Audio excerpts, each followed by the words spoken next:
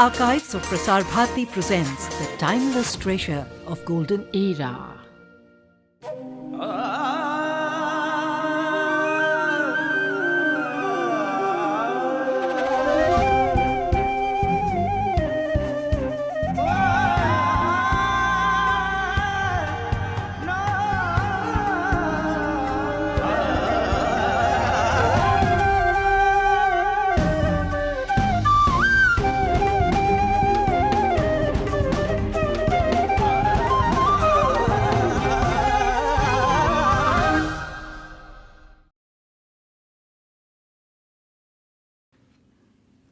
Over the past 31 years, I've had the joy of traveling repeatedly to many corners of this vast subcontinent that is India.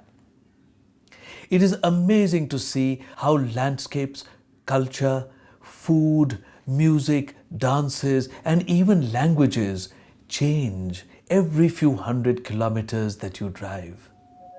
You see the highest mountains of the world, great seas, bountiful rivers, and best of all, a people whose thoughts and heritage go back a few thousand years. Join us on an enthralling journey. I am traveling again across the whole of India to bring you spectacular India.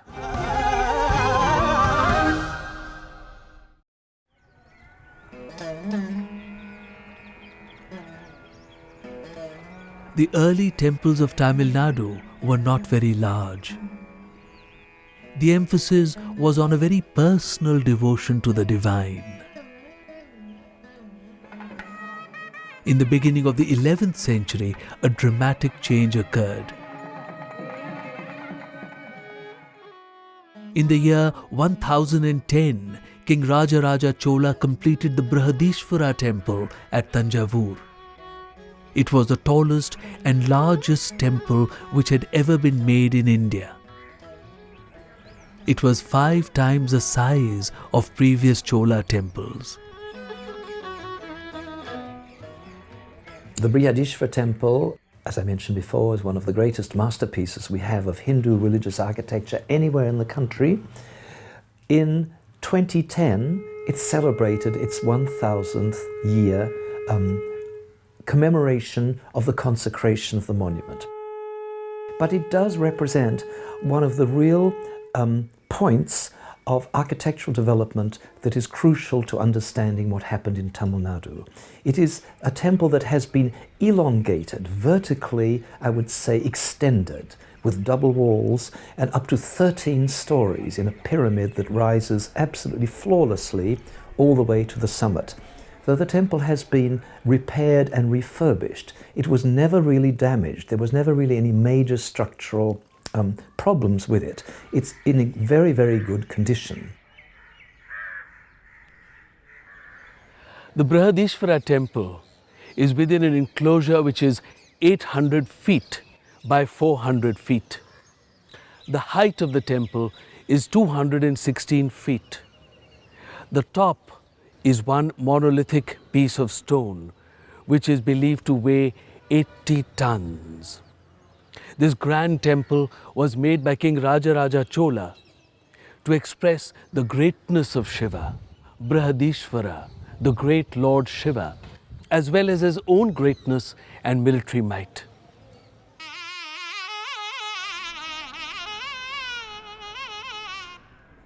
Great entrance gopurams were made. These paved the way for the later development of entrance gateways as the predominant architectural feature of Tamil temples.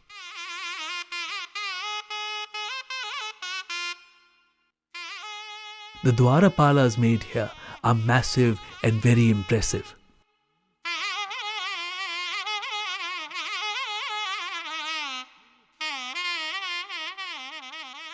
Raja had greatly expanded his empire in all directions, including to the island of Sri Lanka. The temple was made to celebrate his achievements. He was also a great conqueror. He went to Ceylon, Sri Lanka and to Malaysia. But more than that, he did a lot for the arts. He encouraged literature. There were a lot of very famous writers in his time, and not many people are aware that till Rajaraja's period, the Tamil language was spoken in so many different ways in different parts of Tamil Nadu. He really brought it together and standardized it. And today's Tamil is really, it owes a lot to Rajaraja. Similarly, he really did a lot for dance and music.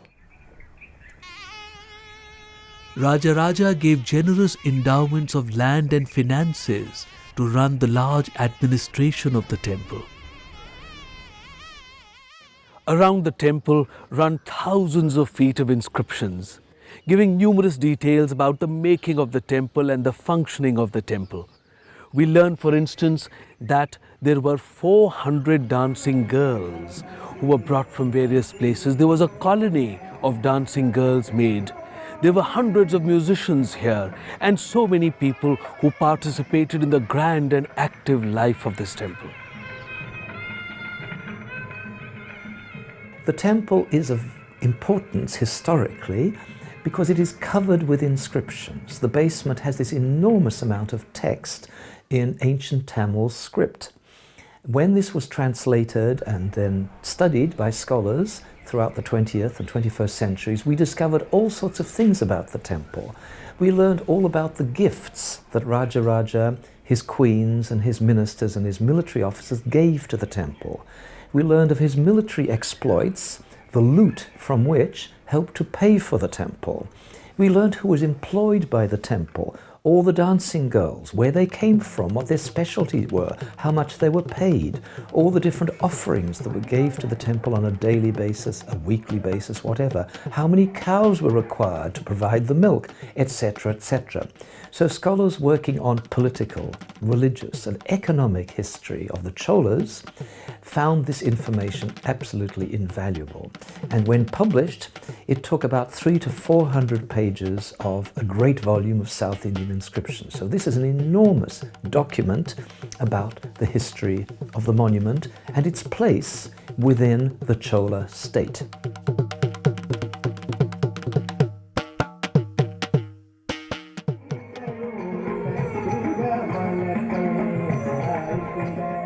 We learn a great deal from these inscriptions. We know all about the hundreds of dancing girls that were employed. We know from which villages they came. We know what they were paid and the type of dancing that they were expected to make in the temple.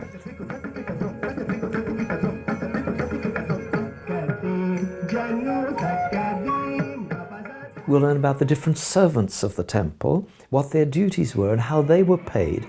And we learned from the different parts of the kingdom what sort of taxes were to be paid, what sorts of goods were to be delivered to the temple, whether it was food, milk, timber, things to be burnt for ceremonies.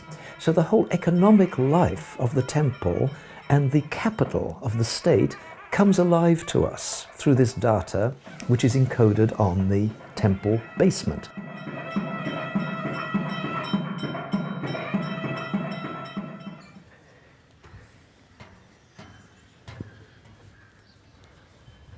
These steps take one up to an inner ambulatory which runs around the Garbhagriha, the sanctum sanctorum of the temple. The inner and outer walls of this ambulatory have only 5 feet of space between them, and they have paintings on them which go up to a height of 20 feet. So these large paintings really impress you because you have to stand close to them and look up at the grand figures. For indeed, the purpose of these paintings was to impress you with the greatness of Shiva. These fine murals were made in the end of the 10th century or the beginning of the 11th century. These are among the earliest surviving paintings on Hindu themes anywhere in the subcontinent. They're extremely difficult to see because they're very high and there's almost no light and no space. And until recently, they were really not at all well photographed, so we didn't have much of an idea of their extent. But now they have been properly cleaned, they've been properly photographed, and we are beginning to understand what they are. In my opinion, the original layering is from the foundation of the temple in the early 11th century. In the 16th, 17th century, they were partly covered by another layer. And it's when this later upper layer was scraped off or tended to fall off, then came the 11th century Chola murals. They were only discovered, you know, in about 1935. Before that, we had no idea of them at all. The royal imagery in the paintings, which shows a male figure, a king, with his hands held together, in the company of 3 queens, worshipping at Chidambaram. And we can recognize Chidambaram because of the hut-like form of the temple that is represented with enormous accuracy. And inside the hut, there is an icon of dancing Shiva. Among the other murals on the temple are Shiva in different aspects. And one of them is extremely important and very well preserved. It shows Shiva as a very angry Tripurantaka, that is, riding in the chariot, vanquishing the enemies of the triple cities, the demons of the 3 cities. And this we know is of extreme importance to Raja. And it would seem that this aspect of Shiva had a special meaning for Raja. And historians have found out that Raja himself boasted that, like Tripurantaka, he had vanquished 3 enemies. The other murals are also legendary. They show the famous story of Sundara, the famous Tamil saint, who ascends to heaven on an elephant given to him by Indra, followed by a king who was his devotee. And this scene is dominated by this marvelous, huge white elephant with the saint riding on it and the king on a smaller horse.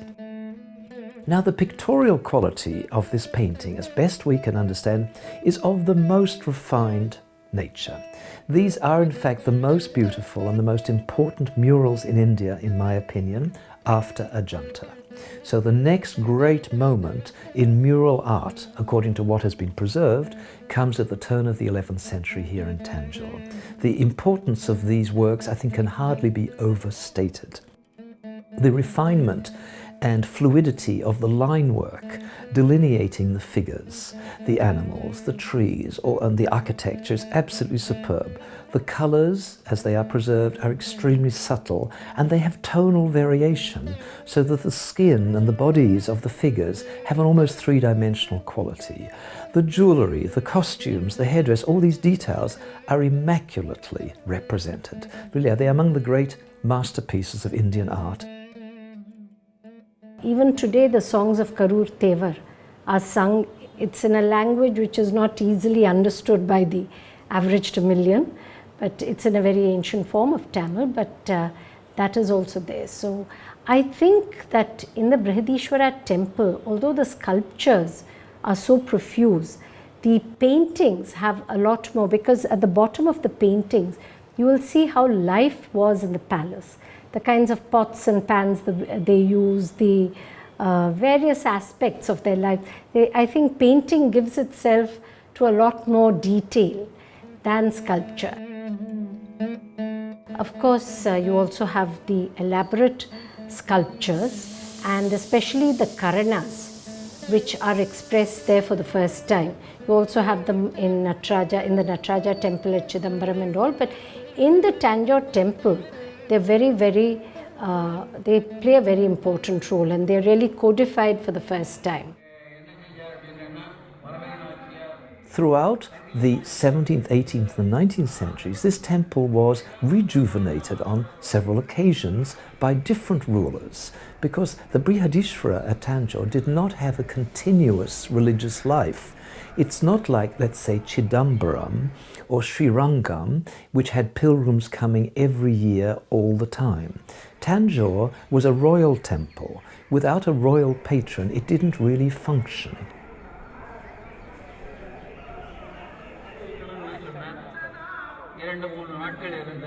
The inscriptions tell us about all the activities that went on a daily basis, on a ritual basis in the temple. And we have the impression of an extremely lively place filled with people of all different backgrounds and functions.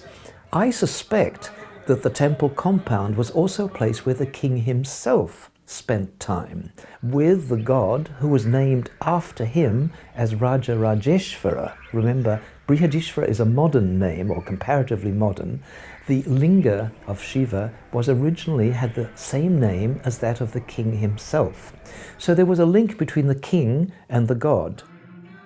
So I think we would have, had we gone in the early 11th century, been admitted into the temple, we might have found the king surrounded by all of his glorious male elite members of the court, perhaps in the outer part of the temple, in the compound or the outer mandapa.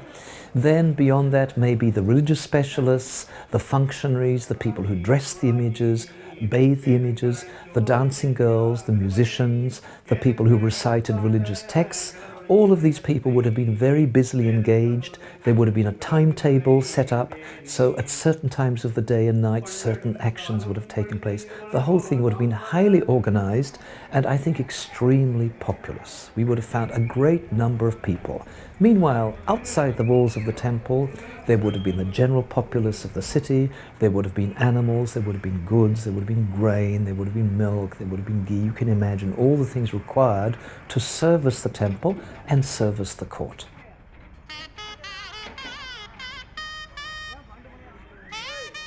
The temple continues to play an active part in the lives of the people till today. Traditions which would have been established 1,000 years ago still flourish. This elephant name is called Vellayammal. He is a female elephant. Now the age is 61 years old. This elephant issued by actor Shivaji Ganesan, donated by this temple at 1960.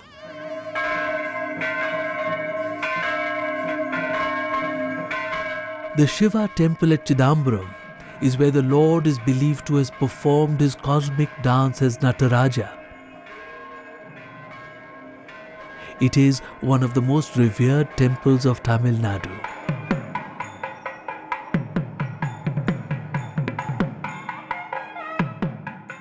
The great Tamil saints whose hymns comprise the Devaram write of their raptures upon seeing the dance of Shiva here. The earliest parts of the temple belong to Chola times. The Cholas made the Nataraja their family deity and several kings had their coronations here. Chidambaram is a very different place altogether. Chidambaram has an ancient religious tradition to do with the legend of the dance of Shiva. This is the place where this legend is believed to have taken place. And the icon, the image of Shiva dancing within that circle of flame, that means Chidambaram. So the Nataraja icon that is so famous, especially from bronzes, is to do with the place Chidambaram. And the hut in which this competition took place is still there. According to legend, this took place in a sort of forest, in a little sort of hut in the forest. And if you go into the great temple at Chidambaram, you will arrive eventually at a hut-like sanctuary, built of wood, covered in not terracotta tiles, but gilded metallic tiles.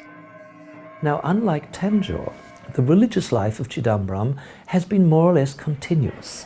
Even when there was no Chola king or Vijayanagara emperor or Nayaka to build or refurbish the monument, people kept on coming to Chidambaram, as they do, of course, today. It's a very busy monument with a great deal of investment in worship, because dancing Shiva is an extremely sacred icon, much worshipped and much loved by people throughout southern India. So Chidambaram has a life that is continuous and, I would say, independent of royal patronage.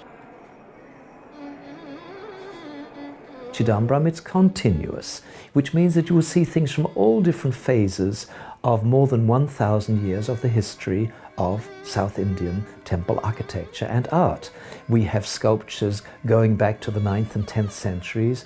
We have paintings from the 16th and 17th centuries. We have plasterwork and so forth. So the temple is completely a living tradition of art and ritual, And you can go any weekend when people from Chennai and other big cities are free to go down to Chidambaram, and the place is packed with local people wanting to have special rituals of worship and engaging priests for this purpose.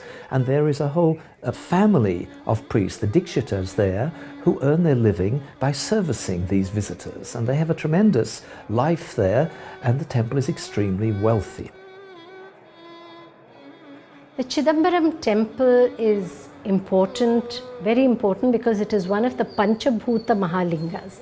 That is the lingas based on the 5 elements, the Panchabhuta. And there it is Akasha, which means that really there is no linga at all. There is no deity, there's nothing. For me, it is a very special pleasure always to come to the Chidambaram temple. For it is this temple that has the Akash Linga, the most revered linga of Tamil Nadu. In front of it, there are curtains of silver and gold. When we part these and we look beyond, what do we see? Nothing. Enough survives of true knowledge in the temple priests that they inform us that this is the most Upanishadic representation of the linga, the symbol of the formless eternal, the Nirgun, that which is without form, without color, without smell, without touch. Chidambaram is important because the rituals are of a continuing form and are still dictated by the Dikshatars. The Dikshatars are very interesting because they are supposed to have walked down from Banaras to Chidambaram and set up this temple. Even the rituals are very different from the rituals of other temples. I am our Thangarai Dikshitar. We are society living here only, Pikiri society around this temple. We are living in those days from 2nd century onwards. We are dedicated ourselves for pujas and management purpose. We are called Bodhu Dikshitas, subtitled generally. Chidambaram is called Akash Kshetra. Akash means sky. Just like sky, where the God is in invisible, formless nature, infinite. That means Arubam. I am studying BA Economics and also MA Economics, Annamalai University. My father is MA Emlit. He is a research scholar, a study about Chidambaram temple, a done a work in 1974, got a doctorate about the temple research work. We belong to Smartha Brahmin community. Among the Brahmin, the special sect, private sect, Chidambaram Dikshitas, only here. We are about, in those days, there were 3,000 Dikshitas, according to Puranic information. Now we are about 300 families. This is a private temple in the whole of India and managed by among themselves. No landed properties at all, private temple. Originally, in the pre-Vedic period, we are only the linga form of worship. Later on, idol worship came, post-Puranic period. Nataraja is one of the Leela Murtis of Shiva, just as we have 10 incarnations of Lord Vishnu, Dasavadaras, Leela Murtis. This Nataraja dance is the original place, is only here. Dance is originated according to Puranic information as well as historical reference also. The great Brihadeeswarar and Chidambaram temples mark a period of regal grandeur in the temples of Tamil Nadu. They also display the development of a flourishing culture which continues in the state till today. Traditions passed on over the centuries are an essential part of the lives of the people of Tamil Nadu.